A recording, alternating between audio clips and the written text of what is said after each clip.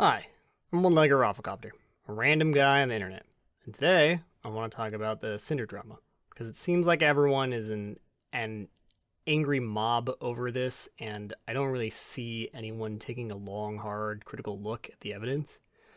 I want to be objective about this process, but I'm only human. Everyone has biases, including me, so I'll be clear about some things. I have been a fan of nearly everyone involved or brought forth, except for Rain, who I knew nothing about before this, and also Spite. She seems cool, I just don't happen to follow her. Nanoless in specific, I would like to highlight as a person I have been following before VTubers were even a thing. I loved her League of Legends fan art she was making from like 10 years ago.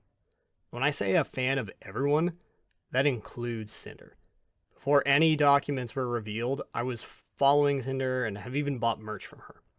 However, I am very willing to completely drop support for a creator who has been proven to commit heinous acts. For example, I used to watch, support, and bought merch from a creator called Arcadum. I'm not going to get into what happened with him. You can find that out on your own, but he was proven to be a sack of human garbage, so I kicked him to the curb like the garbage he is for hurting so many people. I'll definitely say this, I am not a Cinder apologist, but I'm also not going to immediately burn her at the stake without going through the evidence first. So with that out of the way, let's review all the evidence against Cinder. So, first things first. Let's establish a list of things we know about Cinder and Redacted, who henceforth I will just refer to him as Red, because his username is annoying and sounds like I'm censoring an identity when he's literally just called Redacted. So, the obvious. Cinder is the Hellhound VTuber, and Red is Cinder's manager. We will note under that he is in a position of power over Cinder. I think that's fair to say. That's what a manager position generally is. So what else do we know offhand? And this was before I was medicated too. Oh, my anxiety was so bad for this. Okay, so Cinder is medicated. I wish I had a better clip to show that she is medicated for crippling anxiety. I tried looking, but it was hard. And keyword Cinder right now is a bit difficult to look for a random clip. But I can at least say from my own memory, she has said more than once she has crippling anxiety. And anecdotally, I remember a stream a while back, her playing Minecraft with a bunch of VTubers, people were drinking, getting loud, while Cinder, over the course of the stream, got a more and more frustrated look on her face, and talking less and less, before suddenly quitting out of the game, sniffling and crying a little, and ended stream. So, I'm sure there's lots of people out there that can corroborate with me that this behavior is consistent, so we'll note down Cinder has crippling anxiety, to the point where she has to be medicated for it. Okay, we don't really know anything else about Red before the docs were released, so this will be good enough for now, and we'll mark anything of note as we go through this. Next, they're both accused of being bad people. So I think it's relevant that we make a list establishing toxic traits they exhibit. We'll use a list based on the article Toxic People, Signs to Look For, that is medically reviewed by Smitha Badari, an MD, on WebMD.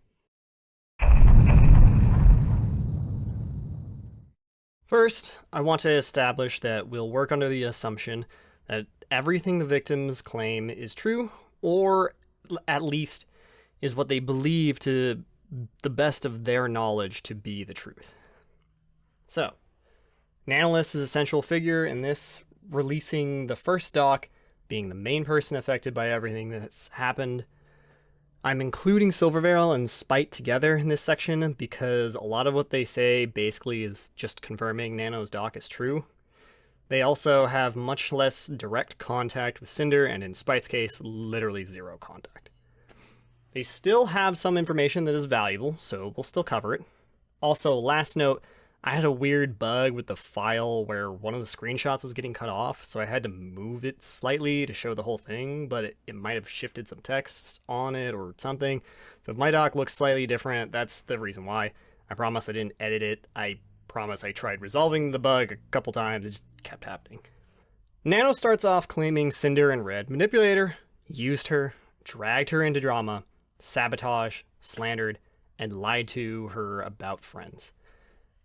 Nano also notes that, quote, based on working with Redacted and Cinder over the years, that I am sure they speak for each other and there is no reason to believe Red was acting without Cinder's consent and knowledge. That's a little odd, but like I established before, we'll just believe Nano. We can immediately check off number 4 on our list. For Red, there's always drama, bringing up creators, business, as well as slandering Bao, just as Nanoless claimed. And continues to display this trait in a lot of these messages. Okay, going through this, he spams a lot of messages at Nanoless and seems to always be the one sending the first message, so I think we can check off number 2. They always need attention. We'll continue to see this behavior in all of his messages. Next up is a big one. Up to this point, his messages were somewhat polite, even if they were slanderous. But now he comes out of left field, all caps, "Did you cancel models?" So we can check number 1, inconsistency. And a double whammy, also check off number 3. Can't be happy for you because Nanoless is a professional artist, and having a friend succeed and be hired for work is typically seen as a good thing, but I guess not to Red. And almost immediately, we see number 6. They manipulate others to get what they want. As Red replies, "You shouldn't be. She has so many connections. She'll find someone super fast." Alright. Next, we get into the talks about exclusivity deals. Which, at surface level, exclusivity deal isn't exactly damning. These kind of things do happen. Red, however, takes it in a very strange direction, telling Nano to specifically not work with a bunch of creators listed out. We will come to find out he's talking about Silvervale, Bao, Shy Lily, Cottontail, and Onigiri, and possibly some other creators. It's not clear, or I may have missed some claims out there, but for now, the specifics don't make that big of a difference. That's just what's blanked out in this doc. Now we can also check toxic trait number 5. They don't respect your boundaries. This could be a bit subjective, however, I believe having the deal be when so-and-so asks for art, you tell her no, then tell us to buy another art piece, is really poking around into someone's business that you shouldn't be. I believe Nano would agree considering the existence of this document at all. So, this is our first hard instance of boundary disrespect with no plausible deniability, which we're going to see more of throughout the doc. Next, we have more drama, more attention seeking, more inconsistency, since he's the one continuously bringing up drama, but suddenly apologizing only to bring more drama, and like I said, more boundary disrespect. Nano, quote, "The idea that they need to stay informed and gauge competition is extremely upsetting and toxic to me." Hey, you're absolutely right, Nanoless. This is backed up by the professional medical research I've been using here. Okay, now this string of messages is quite rude, where Red starts insulting Nano, and then when Nano finally stands up for herself, his response is, "Hey, it's not us." That's number 7. They don't accept responsibility, and when you look at that, perfect bingo. Red is confirmed toxic. In every single way. We still haven't seen from Cinder yet, but there are messages between her and Nano here. Okay, so Nano establishes here she's only talked about exclusivity deal with Red up until this point, and Cinder and Nano exchange some apologies and stresses each of them have, but in Cinder's last message in the screenshot, she says, "It's not me, but other people's opinions of us." We do hit toxic trait number 7 on Cinder as well. Next screenshot, we have Cinder being supportive to Nano, as well as talking more about how stressed she gets from people saying stuff online. Okay, this is valuable information, and is consistent with our established detail of Cinder having crippling anxiety. Since anxiety is a bit of a broad category, this message helps solidify her anxiety type, which should be low self-esteem. based on the consistent factor of ex-VTuber being compared to Cinder. Okay, so now we got Nano trying to show Cinder directly one of the interactions she's had with Red, talking about how her art would be less special if there were more models out there. Despite Red's message being very strange, Cinder's response is kind of defensive of him. I think we should note down another thing we know about Cinder at this point. Is defensive of Red's behavior. And we'll put some subtext here, believes he has her best interests in mind. I feel like that's a logical interpretation here for more broad strokes reasoning for defending something that most people would consider a bit off. Still, the whole interaction is odd. I think we'll come back to it later. Let's get through more of the doc. You see more inconsistency behavior from Red, manipulation, saying he thought Nano wanted the exclusivity. And as Nano describes in the doc, normalizing their behavior once again by stating that it's simply business to sabotage other VTubers' careers and not work with them and focus on Cinder instead. Next string of screenshots, a lot of stuff about Silvervale, which Nano calls her VTuber 1 and blanks out her name, but don't worry, Silvervale did come forward and confirms it's her in the doc. Red is quite obsessive over it, sending long strings of messages talking about it, and this last one is especially interesting, as he really goes in on the money potential to the point that I think we should add another thing we know about him. We'll be neutral in the statement and simply say, making money is important to him. Very last screenshot here, I believe, is about Spite, and Spite states in her own document that she believes this to be the case. Let's be brief with Spite's case because it's not very long and most everything in it is circumstantial, as well as her never having any direct contact with Cinder or Red.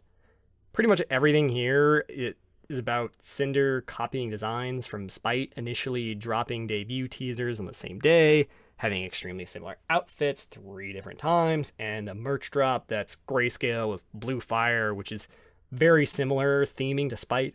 And lastly, something I can't really comment on about another person coming to Spite being accused of stealing Cinder's design. While we are being objective here, everything about copying is circumstantial. It's clearly very suspicious it's happened 5 separate times. I can't pass judgment. I don't blame anyone for thinking it's copying or thinking it's a coincidence. We just don't have hard proof. I'm sorry you had to deal with this stuff, Spite. Keep on being yourself. Okay, on to Silvervale. We're not going to worry about the first half of the doc since it's all just confirming what Nano says and Silver revealing she's the VTuber that was blanked out in a lot of Nano's messages. After all that, Silvervale says that the first time she met Cinder was at TwitchCon 2023. After that, Silver is contacted once professionally through management and once personally about collabs. Both times, she rejects the offer. Then we have more confirmations about what Nano has shown about canceling projects for Silvervale. Finally, we have one last screenshot of Cinder saying how amazing Silver's merch is that she just received and expressing positivity at the fact that they share Nanoless as an artist. That's strange and inconsistent with the story of anxiety over having the same artist. So let's try to laser focus on the timeline of events here. The earliest shown message regarding anything about Silvervale is from 7/19/2023 by Red. And that's when he is complaining about Cinder and her not collabing and how much he wants it to happen. Later, on 10/25/2023, we see Cinder contacting Silvervale personally asking for collabs. Then, on 11/15/2023, we see that Cinder has just received that merch of Silvervale using Nanoless as the artist. And after all that, the first instance we see of Red messaging Nano anything about other VTubers having the same artist is on 11/17/2023, which is 2 days after Cinder herself had shown delight in having the same artist. Alright, in that case, we have a very consistent timeline. From November 15th, 2023 and before, Cinder clearly liked Silvervale and had no qualms with having the same artist, and even wanted to collab with her. Then something happened over the course of 2 days that led to Red to start trying to tell Nanoless stop making art for more VTubers. Okay, all intents, claims, and actions have been reconciled for consistency. We don't have any more evidence to speculate on what happened during those 2 days where Cinder mysteriously changed her opinion, or why her anxiety was being triggered to the point that her professional relationship with Nanoless needed to drastically change. All we know is Red was the one that pulled the trigger on contacting Nanoless about it. I won't speculate right now on what happened, but this is highly suspicious.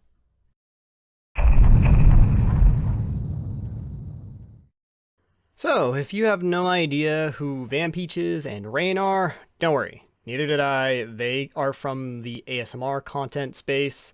First, let's see Vampeach's reply tweet to when Cinder announced that Red was no longer going to be her manager. She claims 4 years ago they were playing games, and Cinder had told her that Red was her boyfriend, and then later she also told her that Red was her manager. Very bold claims. However, we also get corroboration from Rain's document, wherein he describes how he knew that Red was Cinder's boyfriend and that Cinder and himself started flirting and sexting. Alright, we know another fact about Red, that Red is Cinder's boyfriend. Okay, so cheating is wrong, and this whole doc is hard evidence that happened. So we have something we know Cinder is for sure guilty of, but in the grand scheme, it's irrelevant to the current controversy, but I don't blame anyone that has ill will towards an individual that cheats. Now let's see why she was cheating. Bear in mind, this is before she debuted as Cinder, before she was famous. At the time of these messages in 2020, she was a small ASM artist known as Tashi.mp3. So all the messages from Tashi are Cinder. And since this is in confidence with a person she cared about, or at least found pleasure in, with no fame to lose, I think we can believe that her words here are truthful. We start here with Rain saying, "Oh ho, so you want to go at it behind his back? How sneaky." And then Cinder replies, "Hi honey, I've been talking to this guy about how badly I want him to fuck me, since you wanted to buy a fleshlight instead of giving me attention when I'm needy." Fucking oof dude is right. Rain, wow, okay. I think we need to start another list here, because this is getting weird, and I think we might be missing some context clues without it.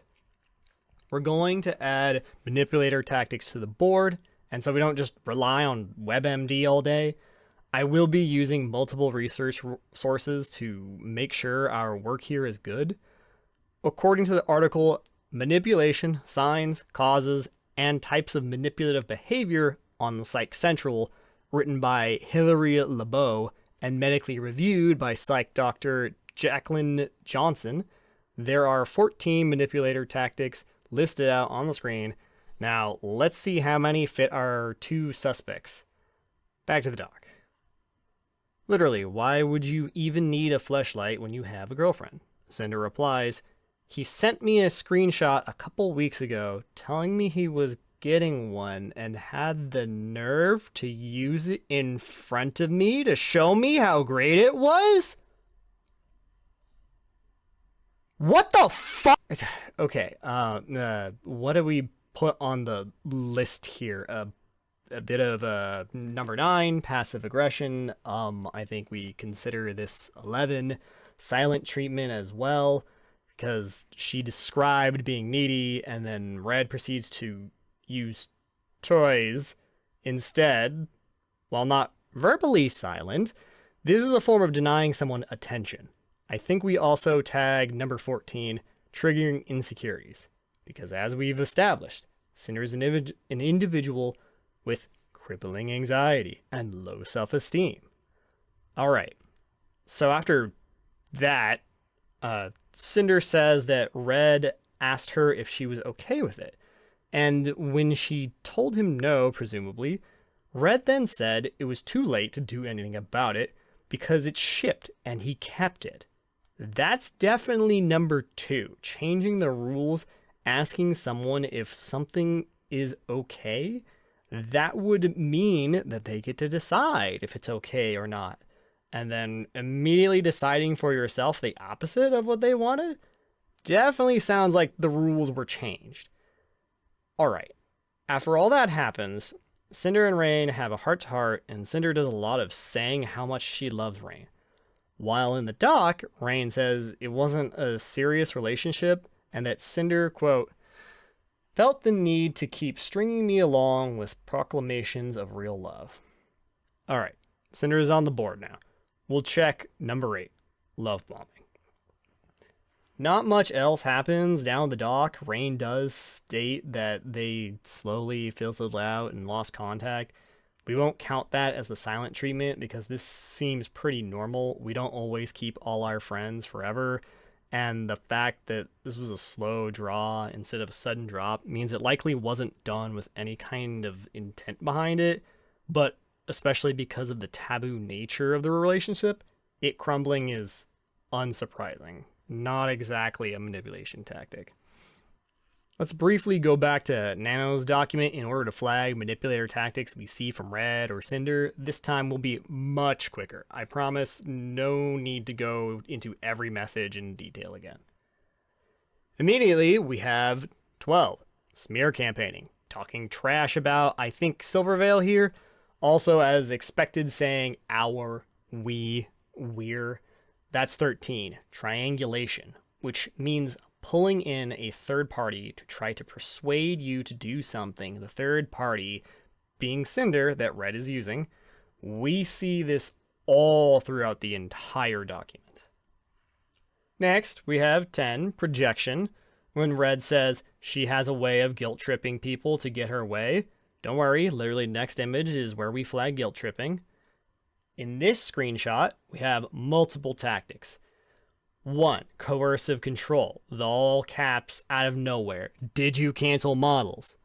Then we have 5, guilt tripping. Nano arc delayed to 2026.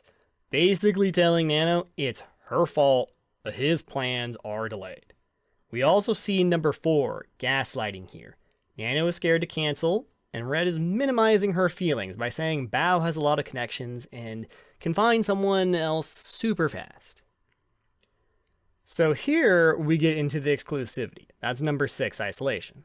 While I said before that exclusivity deals aren't inherently abnormal or negative thing, certainly the approach used and the blacklisting of friends and returning customers is grounds for isolation. Alright, we finally get to number 7. Outright lying, saying Lily was dipping out of collabs and won't acknowledge Cinder's raids, which Nano provides a clip proving the contrary. Just saw. Okay. Ooh! Oh my goodness! Hello! Oh! Hello, Raiders! Hello! I am playing Finally, back to Cinder. We can check off number 5, guilt tripping for her, putting her negative feelings on to Nano, albeit she does apologize for it right after, but will be cynical and count it anyways. And that's about it. We're not going over repeat offenses, which obviously do happen in Nano's doc, but I want to take a second to go back to that it's just business screenshot, because something here isn't right. This stinks. I've seen this kind of thing before. I've smelled this smelly smell that smells smelly before, because I personally am a victim of narcissistic manipulation.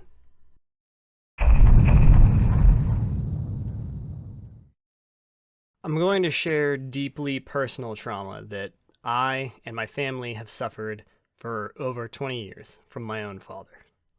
My dad has always been a narcissistic manipulator, and that's caused me, my mom, and my sister trauma that in turn causes us to lash out in our own unique ways that I see all the time.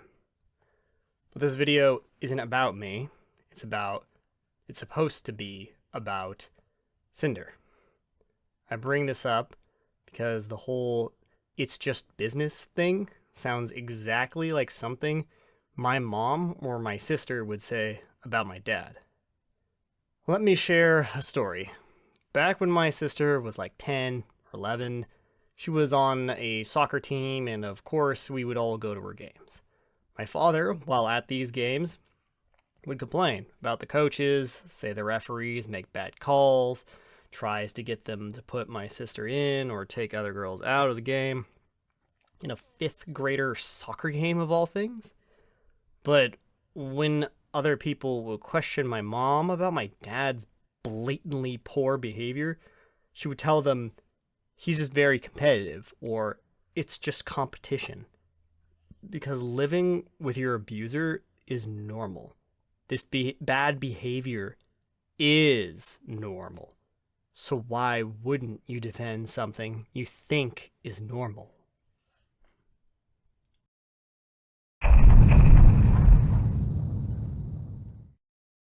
Alright, next few documents from Bao, Sakamore, and Shy Lily. Lily is a reply to Cinder's apology, but we're going to save the apology for last. So, starting with Bao, near the beginning, says, "As someone who was close to and worked with Cinder for years, I have first-hand experience on how Cinder and Red collaborate and the extent to which Red operates as her primary point of contact in her professional and personal projects. It is that experience that leads me to believe that all requests and messages sent by Red were both known about and approved of by Cinder." Okay, that's kind of odd. Second time someone is saying something like that, but I guess they're a couple, even if it's unusual to be that involved in everything. Bao goes on to basically confirm everything we covered in Nano's doc about the blacklisting and coercion and canceling projects. She also confirms trying to work with Kaiser, which Red has claimed she hijacked their YouTube editor, which, as we can see, was more of a polite email asking if he had time to work with her. After that, Bao has a group call with Kaiser and other editors, and Kaiser, quote, shared with us that he was afraid to ask Cinder for a raise because he initially turned down an exclusivity deal. Or exclusivity. Interesting. Anyway, Bao goes on, "As a friend to both Cinder and Kaiser, I encouraged him to take the deal and reassured him that it would not change our friendship, as I would never want someone I care about to miss an opportunity." So Kaiser took exclusivity for a raise. This is backed up by the fact that all of Cinder's most recent videos are all by Kaiser, and I don't believe we've seen him work with other creators during that time. There's also the talks about Bao's MV editor, Sakamore, at the end here, which ironically Red describes as reads like a hostage note. I'm gonna call that another instance of manipulative projection. Sakamore also has a document that I'm gonna lump in here since it's pretty short. So Sakamore confirms he's the one that wanted to go in-house exclusive with Bao, not the other way around, which is interesting. He also only talks about having contact with Cinder herself one time, which he explains, "When me and Cinder initially discussed working on a music video project at TwitchCon, everything was fine and friendly." Okay, that's interesting. He goes on to show messages with Red where Red seems to pester him a lot, trying to squeeze in a time slots and getting told no a lot until finally he agrees to work after he finishes his current jobs with Bao. Then Sakamore says he's available in December, but Red wants the job done before November? Ends where finally Red offers double pay to rush the job. Alright, so that's the second time more pay is offered to get someone to work for Red and Cinder instead of someone else. Last doc, well, a reply tweet from Shy Lily on Cinder's apology doc. It's a little out of order this way, but I feel it's better we do it this way. Okay, so Lily makes a lot of claims here that we don't have documentation to back up. Like I said way earlier, we'll believe the victim's testimonies, or at the very least, assume that their statements are the truth to the best of their knowledge. She does mention the V-Card collab being rescheduled, which I actually remember that stream suddenly being rescheduled, pretty close to when it was supposed to happen. So I can attest to Lily's statement on that. A lot of very choice words from Lily here, clearly very mad at Cinder, understandably. However, I see in here, quote, everyone who's shared even a single moment with you knows that you basically operate as the same person. This is extremely abnormal behavior. Even the best of couples, they don't just become the same person. This is the third time from 3 different people describing them as one collective. This is strange. This sounds like a cult.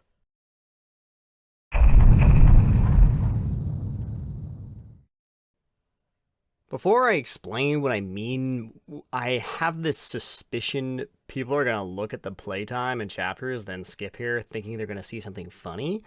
You will not. There's nothing funny here.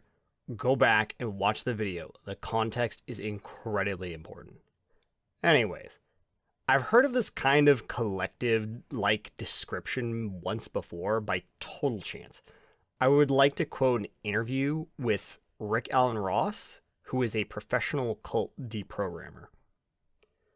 Someone mentions a scene from the movie Midsummer, which I don't think I'm allowed to just play the clip on YouTube, so I will describe it instead. The character Danny begins to cry, and the rest of the cult surround her and begin mimicking her wails. Rick Allen Ross states his opinion of this scene as, quote, I would say it's not really about empathy. The group wants to essentially anesthetize her so that she will no longer be a problem. So by surrounding her, they have encapsulated her, and it's almost as if they're saying, Danny, you no longer have your own individual feelings. There is just the group.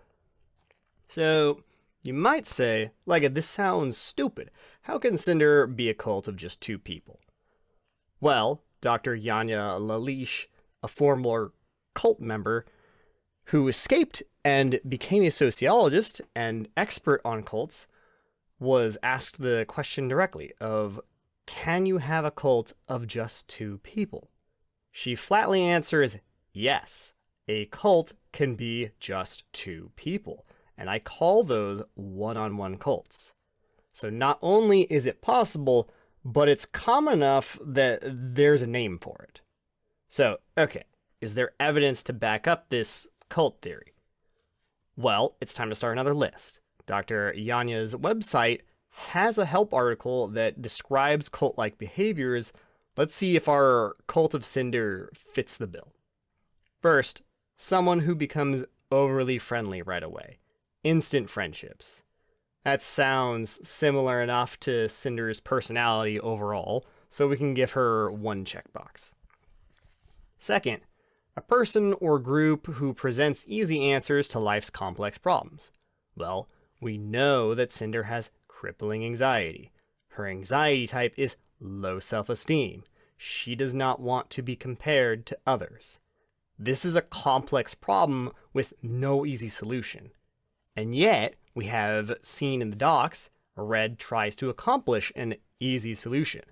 Don't let Nano make art for other VTubers so people won't compare Cinder to them. Check for Red, since we always see him driving this point forward and Cinder only complying with the decision. Third, someone who is excessively pushy with invitations to lectures, meals, or retreats. Alright, this one isn't exact since a lot of what gets done is through the internet, but I would say being pushy for accomplishing jobs or work or even exclusivity for Cinder as a brand should count here. Another one for Red, since we have seen him be pushy, but we have seen the opposite from Cinder. Both Silvervale and Sacramore's testimonies agree here. Silver has only ever contacted 2 times. Once professionally and once personally by Cinder. so not very pushy. And in the case of Sacramore, when he met and talked business with Cinder, he said everything was, quote, fine and friendly. But his DMs from Red were very pushy, to the point he offers double pay for a rush job. Fourth, someone who tells you it's okay because look who else is doing it. We see this constantly in Red's DMs. As we covered previously, this is triangulation, a manipulation tactic we have recorded Red doing. Fifth, person or group using guilt to get you to agree to come to something or do something. This is more specific than just simply guilt tripping. This is done with very specific intent to get someone to do something for you. We see Red do this when he is trying to get Nano to cancel models. However, when Cinder has her own guilt trip with Nano, she doesn't try to make Nanoless do anything and tells her, quote, there's no hard feelings. Sixth trait, someone who invites you to a retreat or workshop at another location and won't tell you what's going to happen when you get there. This one is awkward because neither Red or Cinder would have to do this. Everyone they would want to do business with is already coming to conventions for this purpose. So you could check this off for both of them, but we're not going to because there's no evidence of this activity, but they also just don't need to in order to get the desired result. Seventh, someone who pressures you to make a decision right away and doesn't give you time to think. Again, Red does this to Nano. Did you cancel models? All caps, suddenly. Eighth, someone who turns all your questions back on you or makes you feel there's something wrong with you for asking the questions. Hey, look at that.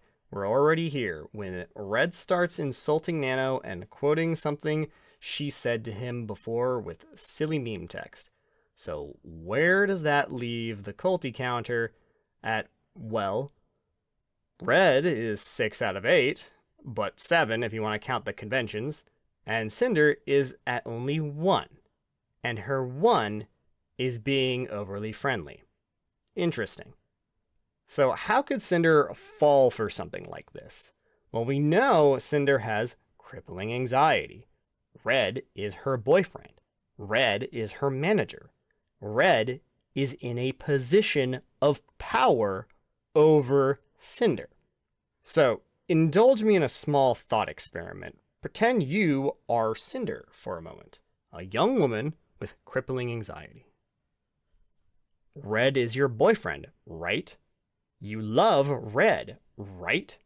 Red is your manager, so you should listen to him, right? Red has your best interests in mind, right? I hope it's apparent the possibility that Cinder could be leveraged this way. So what would some of the relevancy of this culty stuff be, you may ask? Well, Nanoless is known to also be a young woman with anxiety, just like Cinder. If we look back at her doc, I'll just paraphrase all these dozens of messages we've seen over and over again throughout our process here. Red always uses we statements. He basically tells Nano, you will only make for Cinder. Cinder is the only thing that matters. You will become only Cinder. Let's take a step back for a moment and divorce Cinder herself from the blob that is basically Cinder the brand. And I'm being very intentional with that wording here. Let's call her the nice and generic feminine name of Jane Doe. Red is constantly trying to tell Nano you should cut ties with your friend Silvervale, and by using triangulation, his choice of words has the same kind of meaning as, look, Jane Doe here also thinks this, so you should agree with the group, Nano. And later on, you should cancel your plans with your friend Bao, Nano. Jane Doe also feels this way, and you'll have time to spend with Cinderbrand. We'll even pay you to stay with Cinderbrand. Next, Red tells her, Jane Doe and I think all of your friends are out to get us, but working with Cinderbrand is great. we can pay you for all the time you have spent with those friends, so you should only ever stay with Cinderbrand and never spend time with your other friends ever again. I would like you to indulge me in a second thought experiment, similar to the first, but instead of referring to Red by name, I could insert, well, really any type of political or religious position, but I'm going to use the generic phrase of the leader here. The leader is your boyfriend, right? You love the leader, right? The leader is your manager, so you should listen to him, right? The leader has your best interests in mind, right? This all seems extremely fucking culty to everyone, right? Okay. So Bao had a stream where she talked about all the Cinder stuff, and while I would play the clips for it as evidence, I don't want to take footage of Bao at her lowest, crying from horrific betrayal that she did not deserve. While I don't know Bao's exact feelings, I know what it's like to have your life experience such upheaval that all you can do is hide in your closet in total darkness, crying and wailing, hoping that if you cry hard enough, you'll wake up from this nightmare. But you never do, until you become so dehydrated there's no more tears to shed, and you've wailed so hard that your throat is too hoarse to make a sound that is...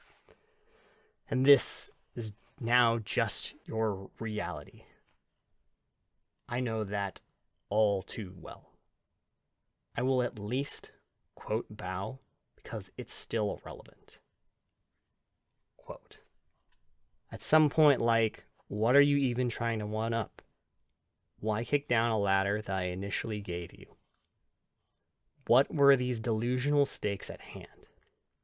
Well, we have a lot of evidence to consider to answer Bao's questions. However, absolutely nothing makes sense. We know Cinder has crippling anxiety. She does not want to be compared to others.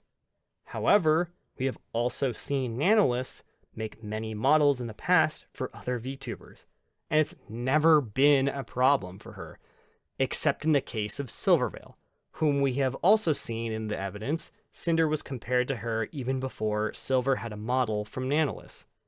So what is the difference with Bao that means she should have her model canceled? What do we know about Bao and Cinder's relationship? Bao helped Cinder grow as a creator initially. We know they were very close friends. We know it's very easy for Cinder to collab with Bao. Let's assume for a second Cinder is, for sure, heartless, evil person. That's only in it for the money. We know she values collabs with how recent the Boss Rush collaboration was and how profitable it was. Bao has value as an easy to collab with partner.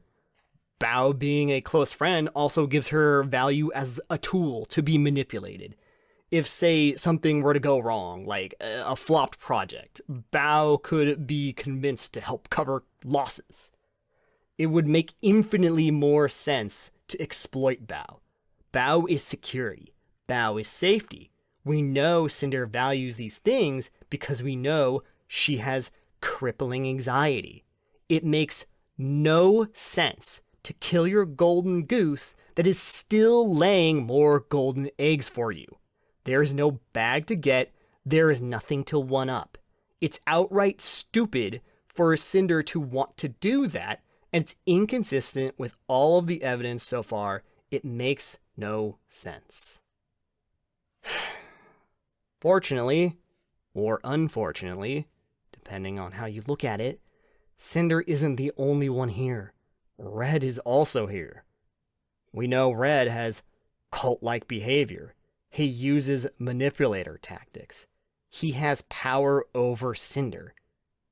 In my research, all of Rick Allen Ross and Dr. Yanya Leish's information about cult leaders has a very consistent desire between all of them. They all want power and want to maintain that power. If Bao has power over Cinder, or provides Cinder with more power over herself, that makes Bao a threat that must be eliminated. Cinder is not allowed to stand on a ladder someone else gives her. She may only stand on the ladder Red controls. This is completely consistent with all of the evidence, and I see no flaw in this motivation. However, Bao is fairly ingrained into Cinder's life. It wouldn't be so easy to just get rid of her. I would like to quote Bao one last time. There is nothing more confusing and more painful than seeing someone in your friend group be so kind and so warm to everyone around you, and feeling that they have slowly become colder and colder towards you, and not knowing what you did or if it's your imagination, but because everyone loves them, you don't know if you want to say anything. Okay, this is going a little off the rails, and I need to have my research and hypothesis double-checked. So, I asked the professional opinion of my own therapist, who I'm sure for obvious reasons I won't share the identity of, but I promise they're a California licensed therapist. This whole drama breaking was heartbreaking for everyone, including me. I felt the need to at least talk about the gist of it with my therapist, and at the time I got to speak with her, I had already been doing research. So I asked her if it would make sense for someone with crippling anxiety to try to sabotage their friends in order to reduce that anxiety. She told me that she thinks someone could be convinced and coerced to do it, but not on their own. And you know what else we know? Is that we have the perfect example of that exact thing happening. Nanoless is known to have anxiety. She would never blacklist and betray her friends. However, as we've seen in her doc, she was convinced and coerced into doing that very thing.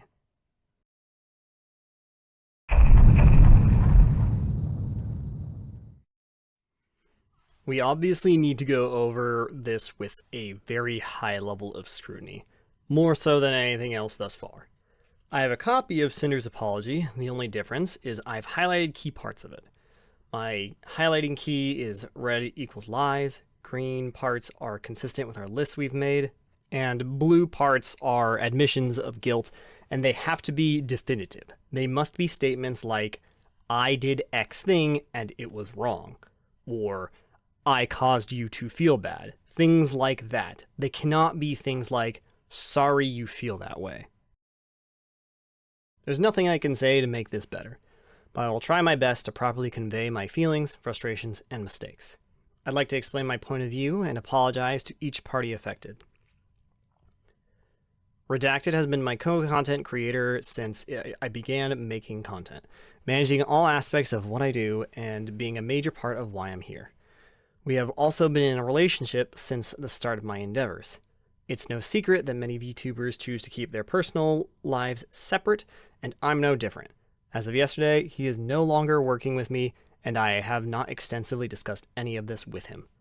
Where our personal situation goes from here will be figured out between us privately. I never intended to mention us publicly, but given that the claims are out there, I want everyone to know I'm taking this seriously. After years of working on everything together, his hyper-business-oriented outlook warped my view of what it is I should be doing and what should be important to me as I navigate this career path. Again, this is a bit of a mix of a lot of the things we saw in both the Manipulator list and also the Cult list. I have a terrible work-life balance as it is, and being around projects and streams all day, every day, made me lose sight of the point. It took all of this happening for me to realize this behavior isn't normal or healthy, and it's not an outlook I want to have.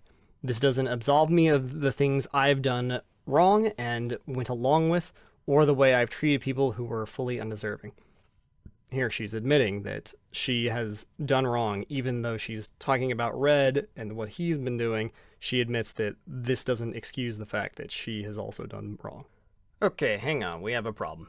Shiley claimed in her reply that there has to be accountability, and all you've done is try to shove it away and admit to nothing.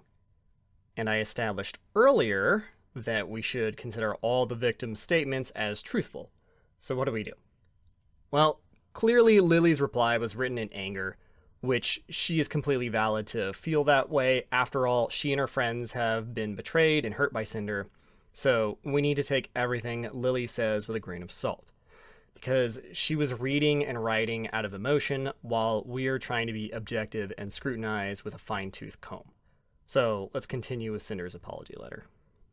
In regards to Nanoless, for the majority of the time working with her, Red was the one almost solely doing the communication about new plans and negotiations through his private DMs. Nano had a project server we were all a part of, where the actual art and models were worked on, but the conversations were focused around the work itself. I was not fully aware of the extent of Red's manipulation over Nano's commission decisions, and I should have been more diligent in my oversight, saying that she did wrong. She should have been done better. Every time I had been told that Nano had agreed to work on a new commission with me, it had been willingly and with excitement. From my point of view, it was that she genuinely wanted to be working on these things. I wanted to work with Nano as much as I possibly could, making her art the face of my brand. We had come to the conclusion that it'd be in my best interests to talk with Nano about making more time for my projects by negotiating with her to cut out other work. This was wrong for us to push onto her, and it was wrong to the other creators who wanted the chance of working with her. We're not going to count this. We're going to be cynical because she's talking about both herself and Red. We won't count it with the blue highlight. There was only one specific creator we were responsible for naming and pressuring Nano into reconsidering projects with us. Okay, that's a lie. We know from Bao's tweet showing her DMs in the Girly Pop group chat that Cinder is known to be a part of, that Cinder should have known Bao's model was being cancelled. We can also mark off lying on our list. Not an entire list. Of her own volition, Nano canceled a large portion of her model commissions last September. However, the claim that I was just using her is wrong. I've always treated Nano with respect, and as my friend. I did give her a lot of work, and we did everything we could to accommodate her schedule if she needed more time or a break. And even helped her with her own project payments multiple times. I've invited her on my stream, I've sent her my merch and things she's made for me, I was always open to talking to her about things outside of our projects in the instances we would message each other. Regarding the exclusivity deal made between them, I had no part in the direct negotiations of their eventful agreement, and I had no knowledge of Bao and Cotton being included on this list. Okay, second lie. Again, Bao's tweet indicates that Cinder should have known about things being canceled.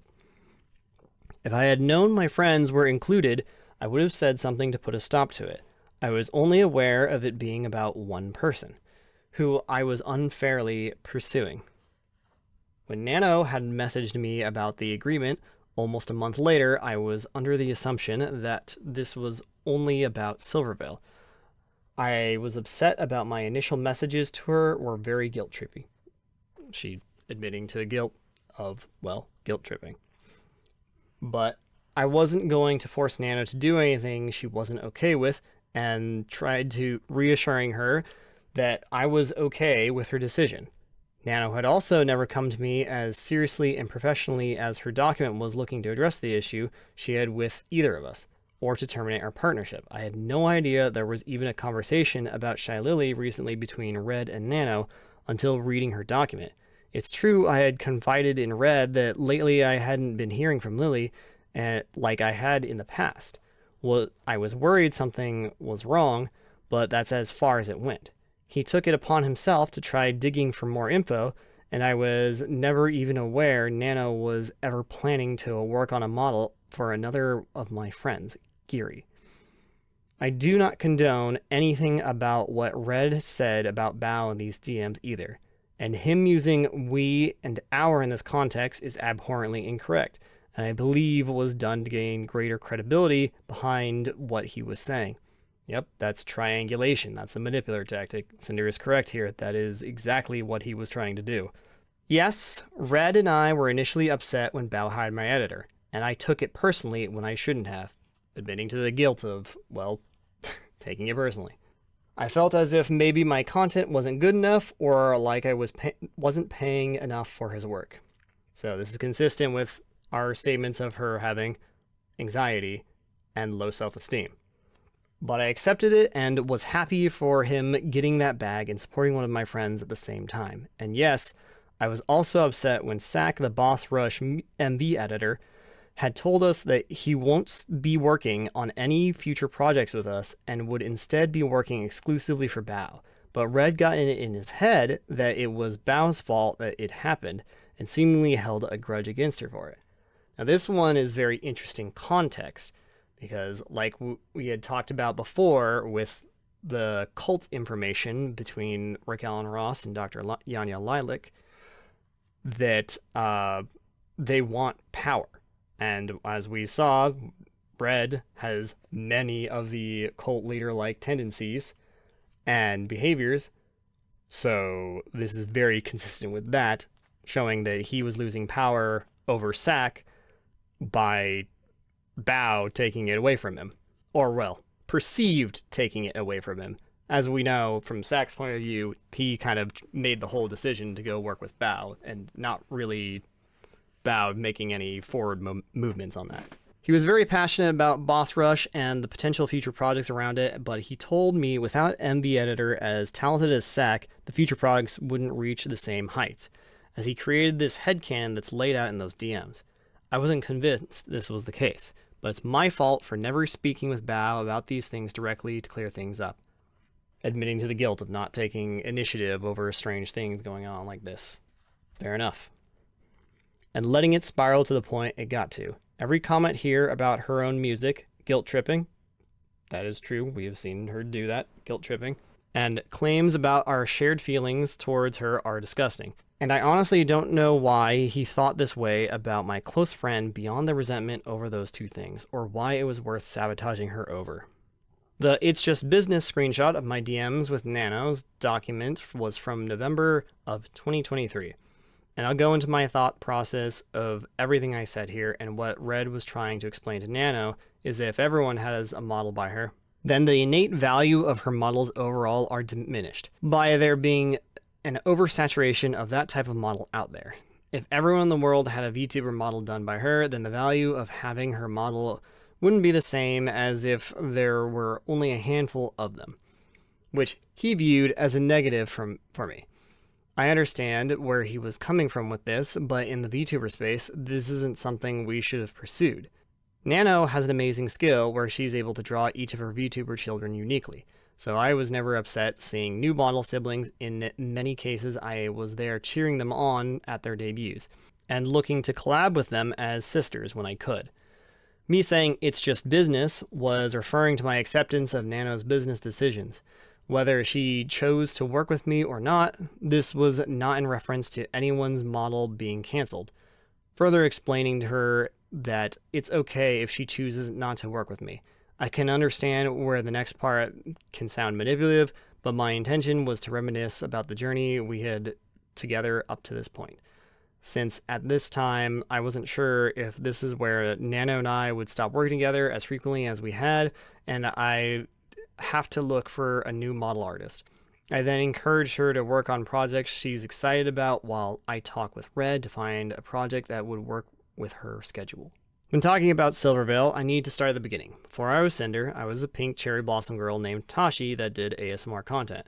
When the VTuber boom happened in 2020, I knew I wanted to join in, and Red and I contacted an artist in October, and they were set to start my VTuber design by December.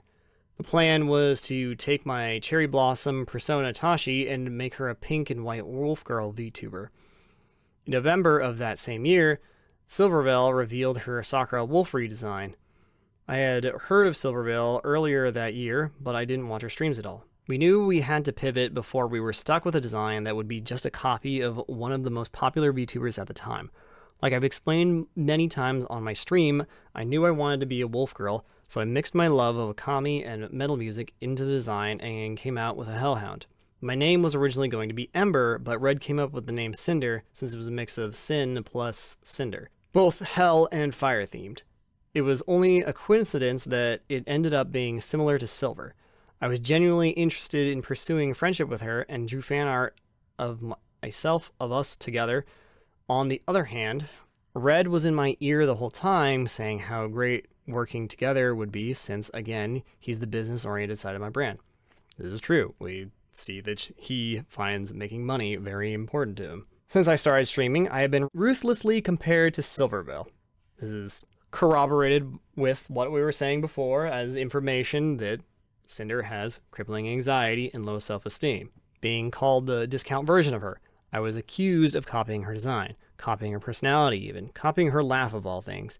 And there was a large number of people who were diehard believers in the fact that I stole all of these attributes maliciously for my own gain, citing the art I posted of us together, calling her an inspiration.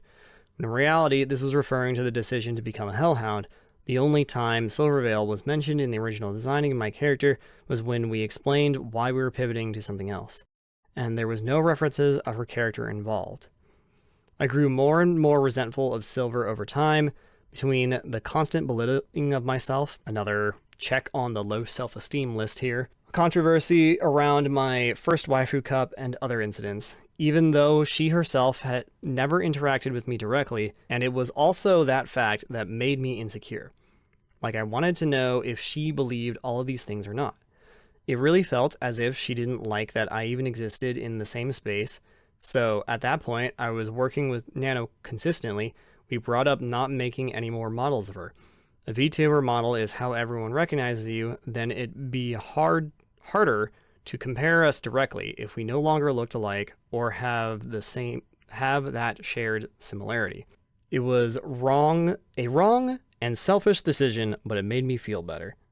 Again, admitting to the guilt, she was being selfish and she made the decision. And that's why it was a constant topic with Nano. Red pushed for this harder than I ever did because he knew how it affected me for years. But no matter what, the outcome was I wasn't going to walk away from working with Nano. Silver was completely undeserving of this treatment, and it was my own insecurities that led me to making this choice. I became unapologetically evil towards her, admitting to guilt, and in a very big way, in fact, saying that she was being evil towards her. Due to no direct action of her own, there's no excuse for any of this. So this is kind of like multiple apologies at once, but we'll be cynical and not cover this whole list in blue and just count it as one.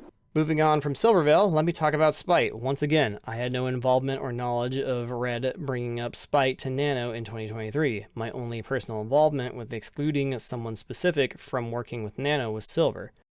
My design sheet and outfit were finished and made public at the very start of 2021. The first thing she mentions is a debut teaser in 2022, and that was apparently posted the same day as her original debut, which I honestly don't know if at the time this was intentional or not. I don't know when I first discovered Spite, and it could have been after she debuted. When I first debuted, I was very possessive of my design details. Once again, another reason to back up the fact that she has crippling anxiety and low self-esteem, so she was possessive of these things. I had made it a year and a half since my design sheet was finished and public, to having a full VTuber debut as I watched everything grow and change from the sidelines. I didn't want anyone else to capitalize on my concept before I could. Soon after my original debut, I remember Spite getting an update to her model that made it seem like she more closely resembled me, including fire added to her model without evidence. I saw it and I thought she must have copied me. But I never did anything about it other than voice my frustrations to Red. I didn't want to start drama with anyone, and I didn't have ownership over fire as a design detail. The references for the ripped shirt and shorts outfit on my bikini model was given to Nano in June of 2022 with the purpose of having a cover-up outfit that would be safe for Twitch. The merch art she's referring to was designed around my concept of my fire changing blue. The fact that the rest of the art was grayscale was the artist's choice, since it was going onto the back of a hoodie. And I didn't have a say, or at least I didn't counter that being the final decision. There was no intention to deliberately look like Spite with this piece. Unfortunately, both my Angel and Sleepy outfits being similar to outfits Spite has done in the past was just a coincidence. I had always planned on one day make an Angel counterpart to my Demon outfit when it was being made in 2023, and my original ref sheet laid the groundwork for that idea. I've never liked theming anything around my brand in a religious light, so I chose to make an Angel form more Greek Valkyrie than biblical, which also gives it a similar look to my Demon form. The Sleepy outfit was a last-minute decision to pivot from a fully new 3.0 model because I had the opportunity to work with gamer subs on an AFK flavor. Spite never should have received hate comments over her outfit or any comments comparing us, or belittling her because of my existence, and I never advocated for anyone to do so, especially given my experience. Spite also brought up another creator who reached out to me about their experience with me. I can only assume it's Nyan Tales. They are an ASMR artist who at one point posted a Hellhound OC for one of their upcoming ASMR videos, and I was undoubtedly created using me as a reference. This is right after my debut, and like I said, I was very protective of my design elements being unique to me, and I overreacted. Shortly after, I apologized, and they agreed to adjust the character design, and I thought the matter was settled. At the very start of my online career, I was a GFE ASMR artist. Before I started my channel, I had gotten into listening to roleplay audios myself. I had always been a shut-in throughout high school and college, and I wasn't happy with where my life and relationship were at the time. After uploading my first few audios, my channel started growing fast. This was the first time I was inundated with so many people wanting to know me and talk to me, and I got lost in the excitement of it all and not fully coming to terms with these messages being because of the kind of content I was making. I was immature and inexperienced with how to conduct myself online. I never had many IRL friends and had met Rain doing ASMR. I quickly became comfortable chatting with him about everything, divulging my grievances about personal life when I shouldn't have. Admitting that it was wrong to put all these things on him. I cheated on my boyfriend with Rain in these conversations, flirting and sexting. I used Rain for emotional comfort and sexual fantasy while I let my real-life relationship collapse. It was about my dissatisfaction with my personal life and escaping into these messages with someone else who I found through content focused around GF and BFRP. It was never about climbing the ladder with Rain, and I find that being his takeaway from why I moved on baffling. By the time I was ready to debut as Cinder, I wanted to leave that in the past. Still to this day, I regret my decision and have been living with it since. And I was lucky to be able to mend my relationship after this. This is the only thing I highlighted in yellow because I'm going to be honest, personal feelings on this is, wow, that's mega yikes. Because after the toy story, I don't know if anyone should ever feel lucky about having a relationship with a person like that. Anyways, the doc instead. And lastly, I want to address Peaches. This is a very big problem I have, and I'm sure many others in my position do too.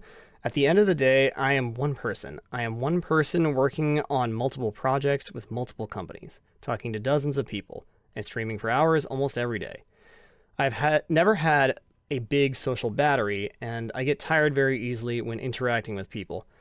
I haven't had much energy at all over the past few years, leading to me taking frequent naps. I've rarely been able to keep up with my closest handful of friends on a frequent basis, let alone everyone else. Red has always been a big help in keeping up with things, but he doesn't do everything. I'm so sorry I made you feel forgotten. Cinder saying she is the reason they felt forgotten. That is an admission of guilt. Peaches, I've always cherished your friendship, and I was so incredibly excited to meet you in Paris. I'm so grateful for everything you've done for me, and I've never thought to purposely drop you just because I could. I'm sorry, I know I've made a lot of people feel forgotten or ignored. It's so easy to get caught up in projects or what I'm doing while I have the energy to do it, that people fall by the wayside. I understand the feelings of those who resent me over this, and all I can say is I'm sorry. I don't deserve to be able to contact everyone involved directly to personally apologize, so I'll do it here in the chance they read it. To Nano, I'm so sorry I let things get to this point, or even entertain the thought of you working exclusively with me. That's not fair to you. Admitting that what she was doing was unfair. That's an admission of guilt. I wouldn't be here without you, and I wouldn't have been able to do most of what I've already done without you. I felt overly attached to our relationship over the past 4 years. That's her referring to the love bombing that we marked down for Cinder. And loved your work so much that I wanted to make myself exclusive to your art, and should have never sought these feelings to be reciprocated. Again, admitting that she was doing wrong by trying to make this happen. Everything you've ever worked on for me was always so perfect, and I lost sight of how everyone else around me would have felt. I had no intentions of pressuring you into anything, but looking back on my clouded judgment, I can see how my messages felt that way. When I talked about how my models helped you improve, I meant that as looking back on how far we've come together. We've been friends for so long and cheered each other on when we both started growing and getting more opportunities like plushies, figures, etc. You had been my exclusive artist for full live 2D models for the majority of my time as a VTuber. And of course, I would have been sad if you didn't want to continue that relationship.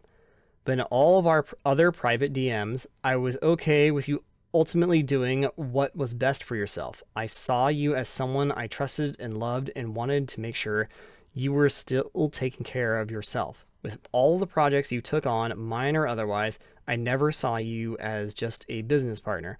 I thought I was reassuring you that I'd always be understanding if you wanted to move on to other projects. I genuinely appreciate our friendship. I always saw you as a close friend, and I'm sorry for what I put you through. To Bao. Since the start, I've always admired you and how genuine you've always been to everyone. I wouldn't be here without you, either. I'm disgusted with myself for buying into the narrative that my friends were competition. Admission of guilt. She was, buying into the narrative when she shouldn't have. I've never had such genuine friendships in my life, especially with you.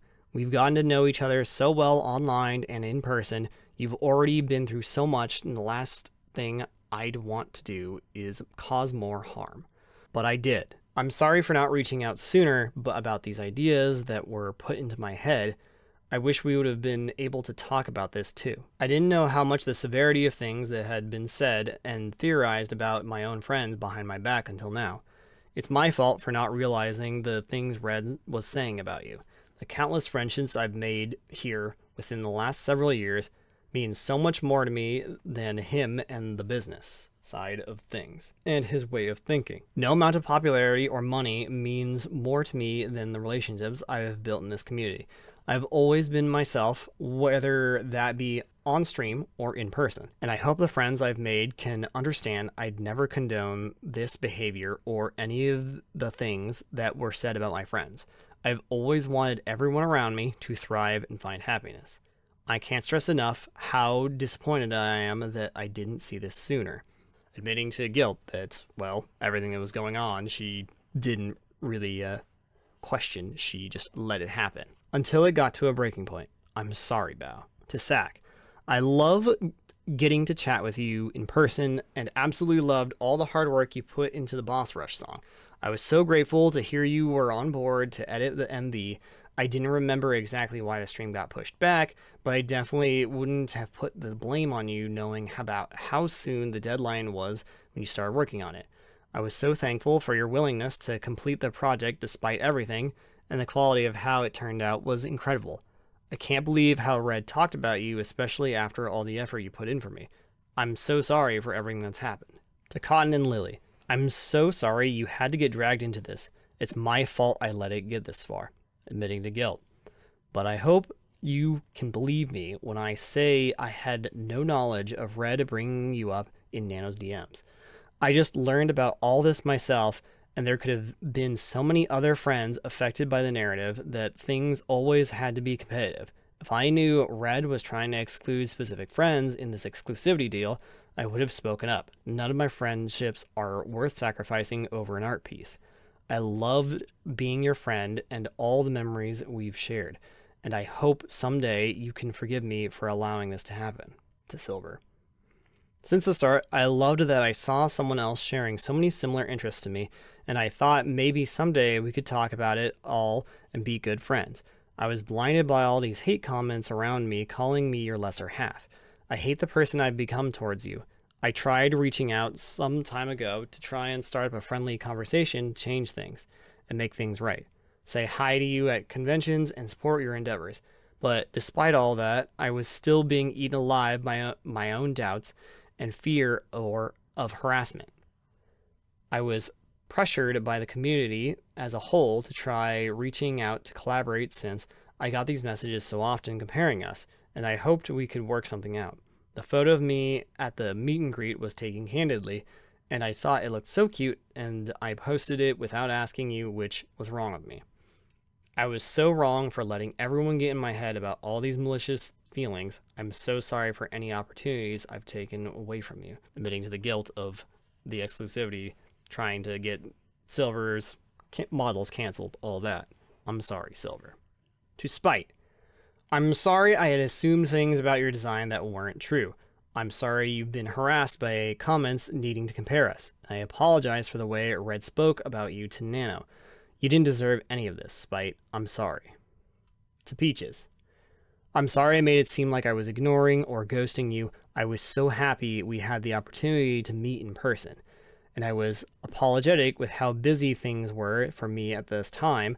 I wanted to spend more time with you, but as I got more and more DMs and messages, everything became so overwhelming. I've always had a low social battery, and that made it so hard for me to keep up to date with all my friends. I've never had any ill feelings towards you, and I still don't. To Rain. You were the first person I met as an ASM artist, during a time where I was immature and vulnerable.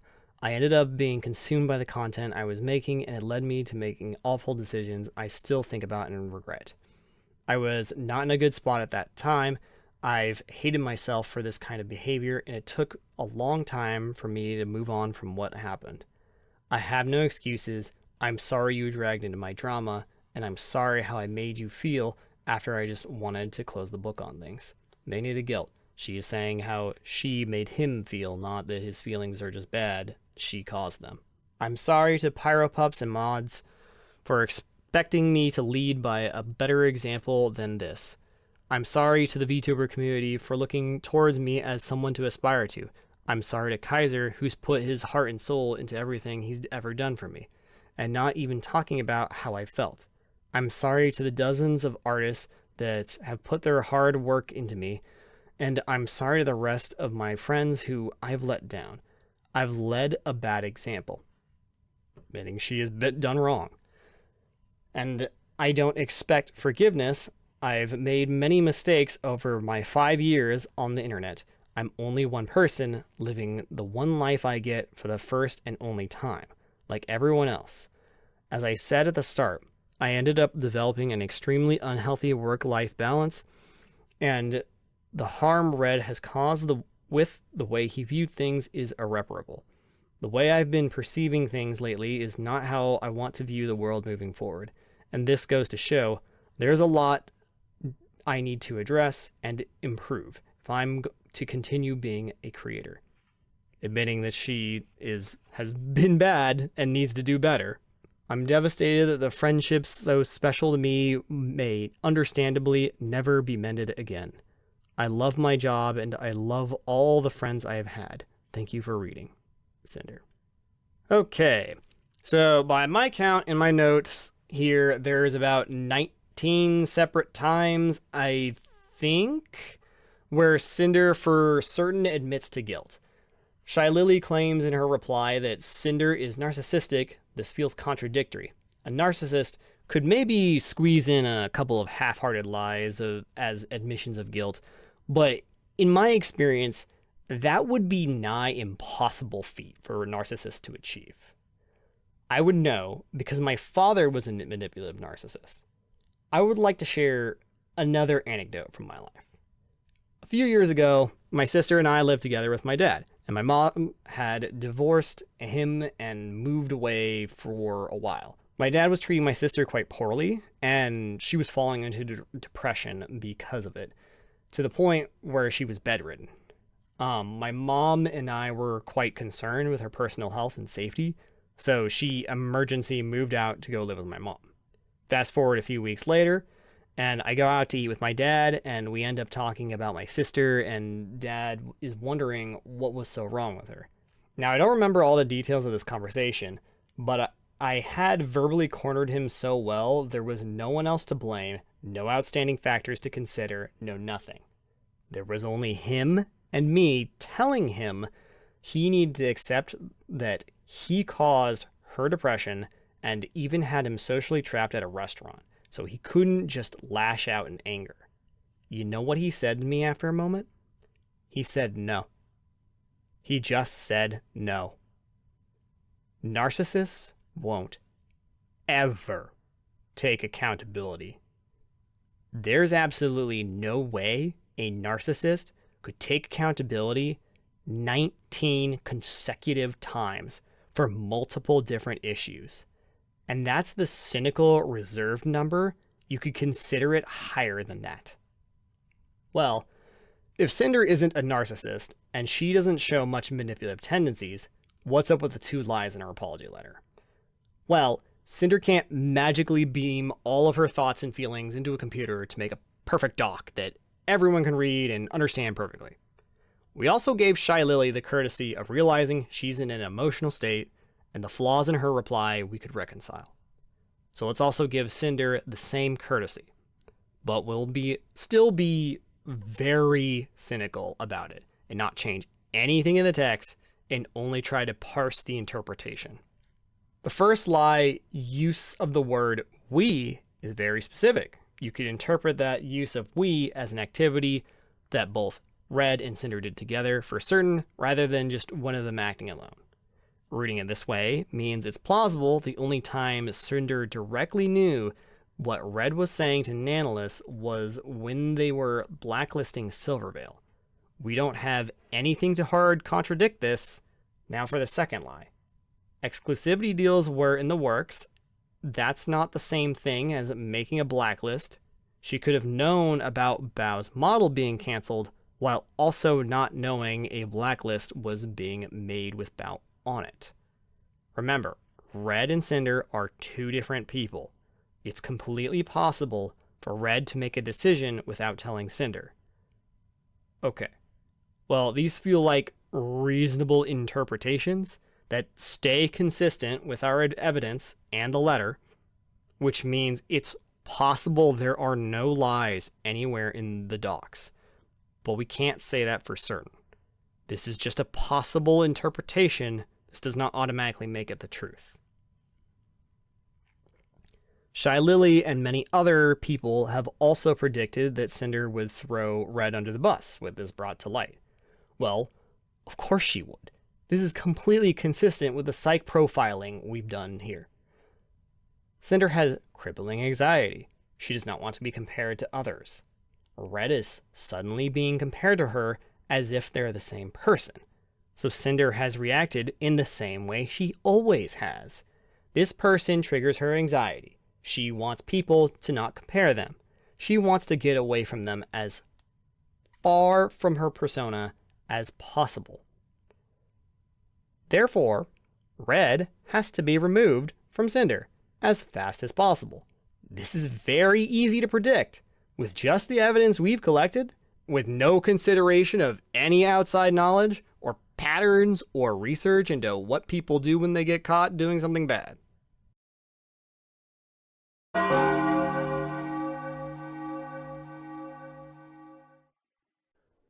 We've gathered an overwhelming amount of evidence pointing towards Red being toxic, manipulative, cult leader-like. Heck, we even see his preferred victim type being young women with anxiety. And when dealing with men, he uses money to control them, as we saw with Sakamore getting double pay to switch jobs and Kaiser being given a raise for exclusivity. We can definitely say he's an evil person with intent to harm all the victims we've discussed. Probably the most freezing cold take on the internet right now. As far as the evidence we have been analyzing has shown, very little of Cinder herself acting as the bad guy. Even from a cynical standpoint, she displays very few of the negative traits and behaviors we've discussed so far. Let's do a sanity check here. Cinder has been painted as a victim for a lot of this process, so let's double check our work from another angle to see if she checks out as a victim. Fourth and final list, a list of victim characteristics, which in my research, it was clear that there's not one type of person who becomes a victim of abuse. However, there are 8 characteristics listed out in the article recognizing the effects of abuse-related trauma on the website of the Center for Addiction and Mental Health. First up, trouble sleeping. We see that mentioned in Cinder's apology, as well as being consistent with her recent streams being at different time blocks to be EU-friendly, as well as times being late to stream, which she had claimed was due to sleeping in. Second, having panic attacks and anxiety. Yep, we knew this from the beginning. Third, drinking or taking other drugs. We don't know, and we won't count drinking stories from conventions and vacations, because that could just be normal social drinking. Fourth, binge eating, purging food, or starving. Again, we just don't know, and it's unlikely we would ever know publicly. Fifth, feeling like you don't want to live. We can't say, nor do I wish to speculate on this. Sixth, repeated experiences of sexual or physical violence. I worded this entry differently than the article. We don't know what happens behind closed doors, but after seeing Rain's document, I worry how likely this one could be true. But we have no evidence, so it won't be counted. Seventh, feelings of self-hate and low self-esteem. We know that Cinder's anxiety type is low self-esteem, so that's another check. Eighth, fearing people and relationships. Yeah, it's clear that from all the docs, every person betrayed, even Silvervale, Cinder had wanted to be or was friends with them, and then she had fear-inducing anxiety that led to pulling away from her relationships, especially clear in the case of Bao. So Cinder displays 4 out of 8 victim characteristics for certain, and to be honest, the other 4 entries here are just personal things that we wouldn't know about publicly under normal circumstances. Okay, I think we've finished the cross-examination of everything we have right now. I think I'll drop the objectivity now and also share personal opinions. I'm very convinced all of our evidence very strongly points towards Cinder being an abuse victim at the hands of Red. This doesn't change the fact that Cinder did bad things and was complacent in Red's actions. Even if she didn't have full awareness, she still knew about some of the awful things he was doing. And in the case of Silvervale, she obviously wanted to blacklist her and admits to doing so. I can't apologize for her, and I'm not the one that can give her forgiveness. Only the victims can decide that for themselves. What's clear to me, Cinder needs help. She desperately needs to get out of her relationship with Red, and ironically, this whole drama happening might be the best thing that's happened to her in her life, because for once, Red's grip on her has been loosened. In even deeper ironic fashion, the very thing I believe Red was doing, leveraging Cinder's anxiety against her to control her, is now the very thing that's his undoing. But right now, everyone seems to be in an angry mob against her. I can only assume what happens when an abuse victim finally gets away from their abuser, only to have everyone attack and shame them. It probably shows the victim that everyone really is out to get you. Everything was better when you were with your abuser. So, if anyone hearing this is friends, family, or has any direct line to Cinder, regardless of whether or not you're still mad at her, she needs help immediately. No one deserves this level of abuse for what has been at least 5 years, maybe more. And if somehow Cinder is listening to this, Red does not have your best interests in mind. Red is not your manager. You should not listen to him. Red does not love you. Red most certainly should not be your partner. Red will wring you dry for every last drop of value he can, and then he will just keep squeezing because he likes the sound it makes. I'm terrified of the things we don't know about. Things like how much control Red has over Cinder's finances, whose bank account receives Twitch payouts, who actually is a partial owner at Gamersubs. Is it Cinder or Cinder LLC? And how much control does Red have over Cinder LLC if that's the case? Worst of all, I wonder if Cinder's parents know how Red acts. I can't speculate on these. I have zero evidence to claim anything, but the dark thoughts are there, and I feel like I needed to share them.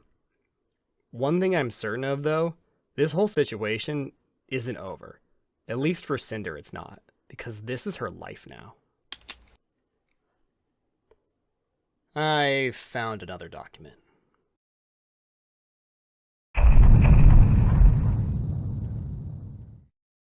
Alright, I sense again people might skip here. Go back and watch the video. Nothing I say here will make any sense without context. So, first off, this document, as requested by the writer of it, doesn't want to appear on videos or get public reactions.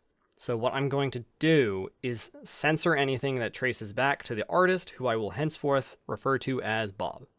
I'm sure if you're curious about the validity of the doc, it's out there on the internet. I'm not the only person who's seen it. So Bob here worked with Cinder and got kind of scammed in the end, and it was a bit of a confusing situation for Bob. Now, for this document, we don't have much to learn like the others, so instead of that, I'm going to speculate on what happened, using all the evidence we've accumulated to see if our story fits the situation Bob went through. Now, let's review the doc. So Bob here wanted to approach VTubers to make art for them in exchange for advertising their Patreon. Pretty sweet deal. Now for the eagle-eyed among you, the date of this email is Mar28NA, is in a different language. Mar is short for Martis, meaning Tuesday, so this is from the 28th of January on a Tuesday. Bob gets contacted by Cinder on Twitter, gets told to talk to Red, and everything's cool. Then Bob talks to Red, informing them of the waitlist order of their projects, and that their current one is Silvervale, with no reaction from Red. Odd. They exchange business details, and everything seems normal. Later, we get Red saying he spoke with Cinder, and they're backing out of the deal. Bob's pretty sad about this, but after another back and forth, Red agrees to the original deal, strangely enough. Bob makes the art, and makes some NSFW versions too, and everything seems fine and dandy. However, upon reviewing the stream shoutout, Cinder was visually uncomfortable, showing the art and barely mentions the Patreon. For Bob, this whole thing seems kind of confusing, and honestly, Bob got a little scammed here. Well, let's see if we can figure out what happened to dispel the confusion here. So the initial email goes out at the end of January, and then contact on Twitter happens February 7th. The next day, Bob talks to Red and tells him that they are working with Silvervale. But for some reason, Red has no reaction to this detail and just immediately agrees to the deal. This is crazy. With how big of a deal Silvervale was to Cinder before, and how much anxiety she went through to the point they needed to coerce Nanoless into giving up her work with Silver. Also, there's no way he could have just simply forgot about that. Silvervale has been a problem for him multiple times over the course of many months, with needing to rebrand from the beginning to sharing an artist later. After all, Red is both Cinder's manager and boyfriend. He should normally be very in tune with a situation like this. Yet it seems he simply does not care and just wants to go ahead with an essentially free art deal anyways, regardless of how Cinder might feel. The next relevant detail is on April 7th, after some work gets done, Red says he'll ask Cinder's opinion. Then the next day, he starts to back out of the deal. Very notable detail is at this point, the work for Silvervale has been finished and posted on Twitter for all to see. If Cinder, on the 7th, is going out of her way to look over Bob's art, it's very likely she might take a look at social media and notice the fresh Silvervale art. If she did see this, undoubtedly would be a huge anxiety trigger, and likely be a reason to back out of the art deal. After that, Bob asks Red to reconsider, and a couple days later, they get back on board for the deal. How'd this happen?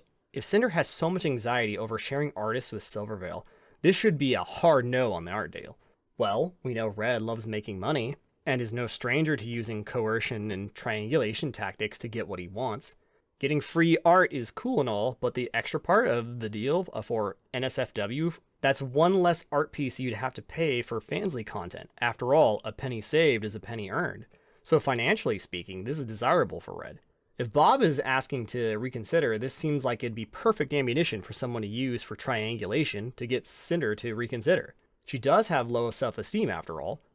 The last bit of confusion is when it comes to the stream advertising Bob's Patreon. Bob seems to think it might have something to do with the NSFW art. This doesn't really make sense after all. Booby jokes is practically half of Cinder's content.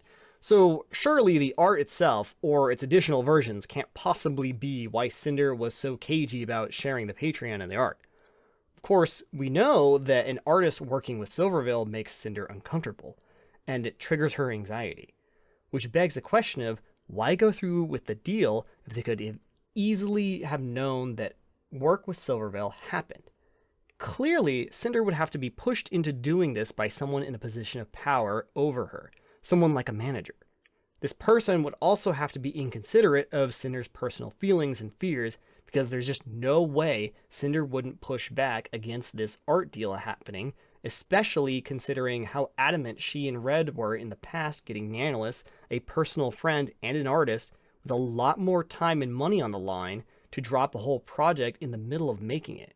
Surely, Cinder would have to be coerced into going through with the deal, which would explain both her discomfort and why the deal still managed to happen.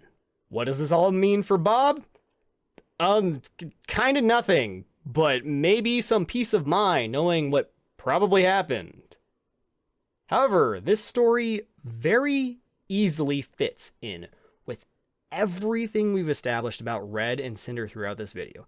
I feel like this strongly supports the theory that Red is abusive and controlling over Cinder, and shows that he will act regardless of whether or not Cinder would approve of something. Okay, well, we're at the end of the video, I guess. I'll try to answer a few questions people might ask. Why make the video? When I read Nano's document, as soon as I saw Cinder defending Red's words, I knew immediately something was very wrong. And I started to manically go over everything that's happened and do this research to see if I could confirm my suspicions. Meanwhile, I was watching everyone get whipped up into an angry mob. In the end, I saw an abuse victim getting torn apart, and I just don't want to see that happen anymore. Will there be a part 2? I don't know. If more information comes to light, maybe. If we see messages of Cinder twirling her evil villain mustache about how much she hates Bao and wanted to cancel her, then I'll change my tune. I might even delete the video. This video. But if we see what I predicted here, hard proof of Red's abuse, I hope to God people treat Cinder with more kindness. I don't know what happens next. Like, fuck, I'm not a journalist, but I'm willing to interview anyone that has more information, and even Cinder herself. She needs to show proof of this abuse as much as it's deeply personal and quite frankly not anyone's business, just to survive the backlash. Are you clout chasing / farming drama?